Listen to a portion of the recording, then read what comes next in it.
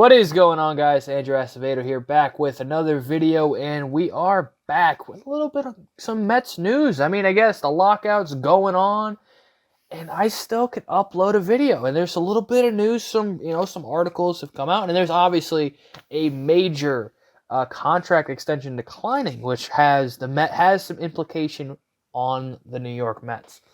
So let's do a little house cleaning before we get into the discussion. Be sure to check out the latest edition of Mets Weekly, the link to the channel. Thank you guys for getting us to 100 subscribers. We just hit 100 subscribers this past week, so thank you guys for that. Be sure to subscribe and check out our live show every Thursday night at 7 Eastern.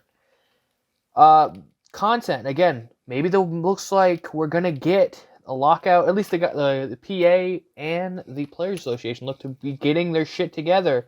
So maybe they've already canceled the first week of spring training. March 1st potentially is the date they want to get it done by.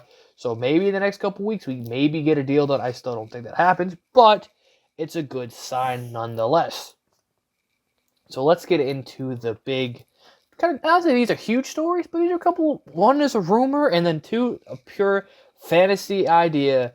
And we'll start with that, and that is Juan Soto, who declined a 13-year, $350 million deal with the Washington Nationals.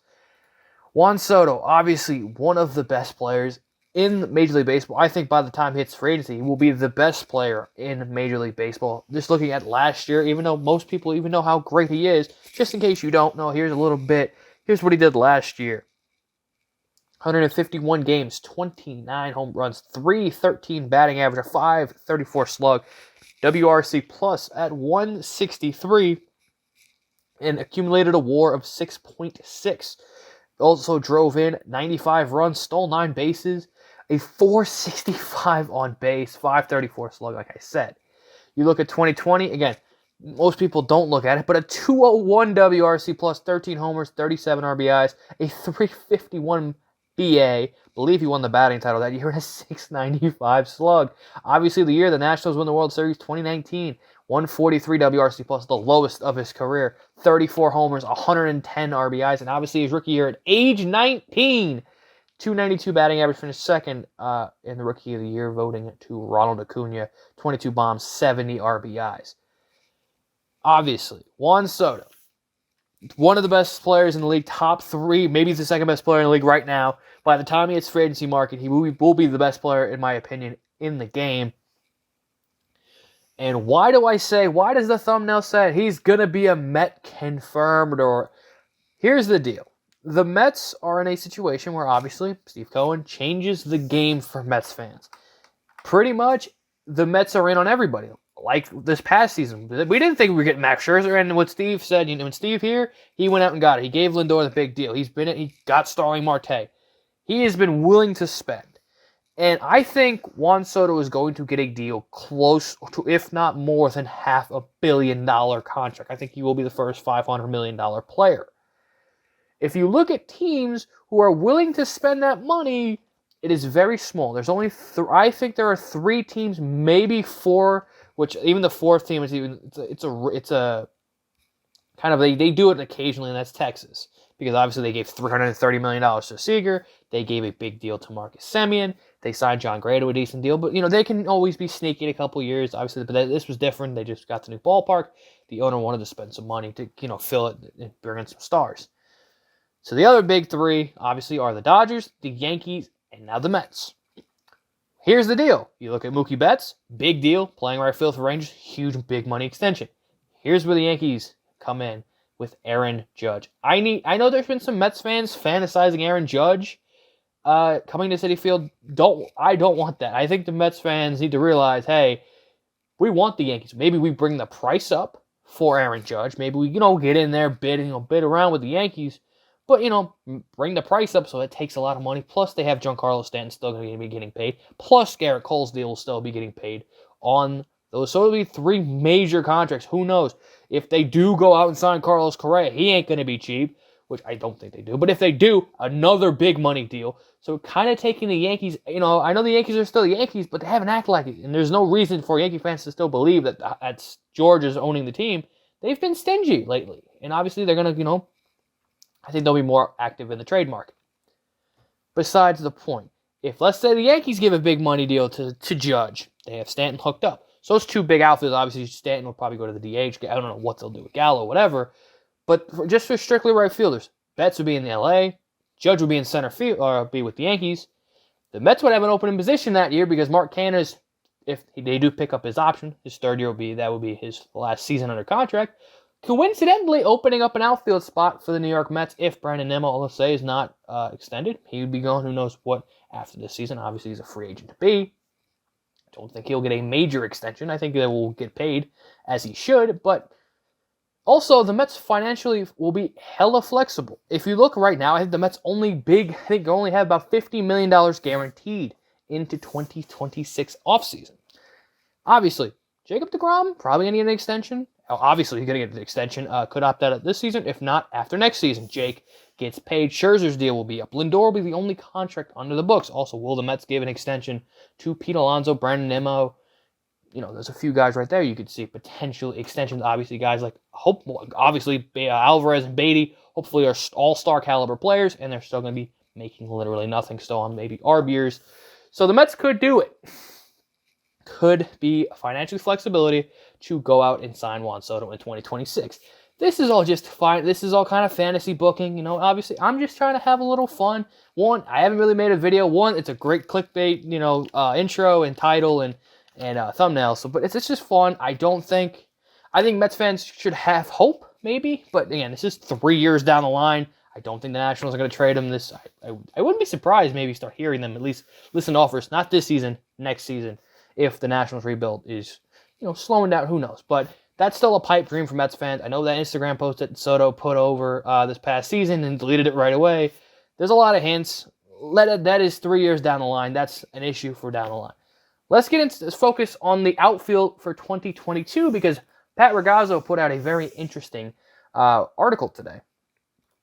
His stating, industry source I've spoke with, sees Chris Bryant, obviously a guy the Mets have been linked to for a long time now, and Michael Conforto, our good buddy, as the two most realistic bat options for the Mets, since both are solid defenders. I would not say that about Chris Bryant, but Michael Conforto, a very solid defender, and neither have a qualifying offer on them.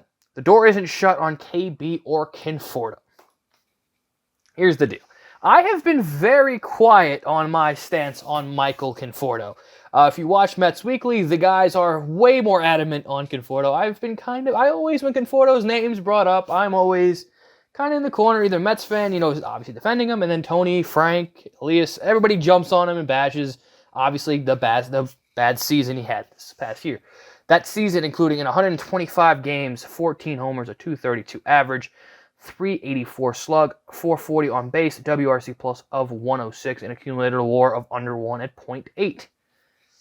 But then they forget the rest of his career, which, if you look at 20, which obviously you want to throw 2020 out, but was his best batting average season, hitting 322, 515 slug, a 158 WRC plus, 9 homers, and 31 RBIs. But throw that out completely. Look at 2019, 33 homers, 92 RBIs, 257 average, a 127 WRC plus, 494 slug. 2018, 28 homers, 82 RBIs, 243 average. Again, what Conforto hits 250. If Conforto hits 250, you're fine with that. A 119 WRC plus, a 448 slug. Obviously, his big All-Star season in 2017. 2018 wasn't great. Again, 28 homers, 27 homers in 2017, 27 homers, 68 RBIs, 270 average, 279 average, 555 slug, and a 147 WRC plus. So Conforto has been a great player. I know there's a stigma, which obviously this past season wasn't a stigma. He just hit the ball on the ground a ton, and obviously,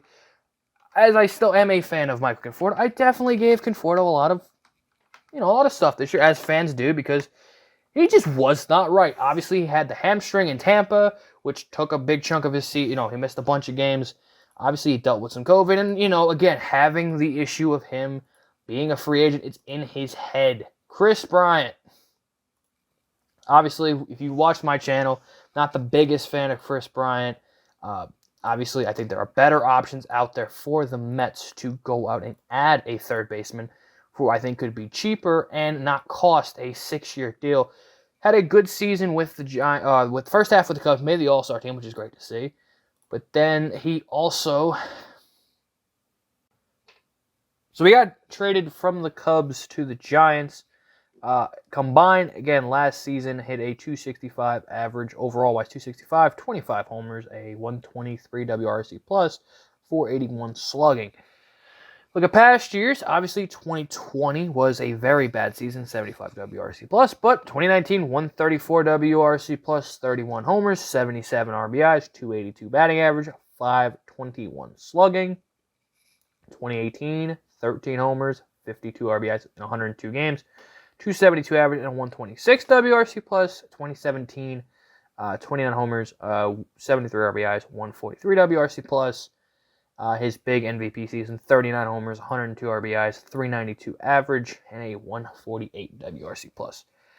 I have said in my videos, I am not the biggest fan of Kris Bryant. I think I wouldn't be mad if the Mets signed Kris Bryant, but I just think there are better options. Like I've said, there's better options via trade that the Mets could do. Obviously, they brought in Eduardo Escobar, who can can play a little third base if needed. I don't think he's the fit. But I just think Bryant, there are better ways to use money. I think especially he's going to probably want north of $24 million a year. I think there are better players to go out and add for cheaper than a probably 5 to 6 year deal that Kris Bryant is most likely looking for. If I had to pick between Kris Bryant and Michael Conforto to be the extra bat, I am leaning towards Michael Conforto. The problem also is, where is Conforto going to play? Because Mark Canha and Marte are here. Those two outfielders. What do you do with Canha, most likely? Because obviously Marte's here to play. Canha is the question mark if Conforto's back. What do you do with Mark Canha? Could you see Michael Conforto be the DH? Who knows? The Mets could definitely be flexible with the outfielders. They can move them all around. Conforto, Nemos, Marte, Canha. If one can DH. Let's say Nemo's been injury-prone, so is Marte. So it gives you some flexibility. It says, hey, it keeps everybody fresh where, one day, let's say 5 day a week, there's 7 days in a week, 2 games, Conforto's as the DH, Canha's out, can play right field. And then the other 2, you can move it around to keep everybody fresh, can be the DH. And, I don't think they want to give Robinson Cano the full-time DH, but there's an option there. So I do like that the Mets are trying to add another outfielder and more of just, deepening this roster as much as they can. Hopefully, once the lockout hit, maybe they can take advantage of the depleted market, which, God, guys are going to be running for jobs. I hope they take advantage of that in the bullpen situation and maybe even some depth starters. See if we can get some quality guys on minor league deals with spring training invites. And maybe you stash them down in Syracuse. So, what do you guys think of Juan Soto, future Met confirmed? What do you think? Are you on team Kris Bryant or team Michael Conforto? Also, one last thing I want to plug before I get out of here. I did do an interview with Reckless Airwaves. I will leave that linked down in the description below. Be sure to give them a like or follow them on Twitter. I'll leave that hopefully all linked down in the description. So thank you guys for watching. Be sure to drop a like, subscribe, and I will see you guys in the next video. Peace.